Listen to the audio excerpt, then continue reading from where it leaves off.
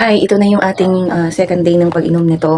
Masyado akong excited. Yan, naubos ko yung isang bottle. Dapat pala 2 cups lang, no? Before 30 minutes to 1 hour before meal. Ayan.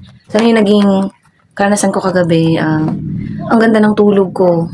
Hindi na ako nagising ng madaling araw. Usually kasi, kapag ka 11 na ng gabi hanggang alas 4 ng madaling araw, yun talaga yung gising ko dahil yun yung atake ko ng hika. Hindi ko alam kung bakit ganun. Inaatake ako ng mga ganong oras.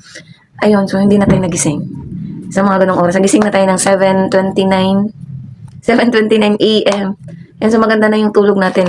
Mukha na tayong fresh. So, ito na yun. Iinom tayo ng... Binuksan ko na yung pangalawang bote. Iinom tayo ng 2 cups lang nito kasi masyado tayong excited kahapon. Inubos natin isang bote ng Essensa. Sarap talaga siya. So, parang gusto mong ubusin na lang yung isang buong bote ng juice ng Essensa. Mauro blend.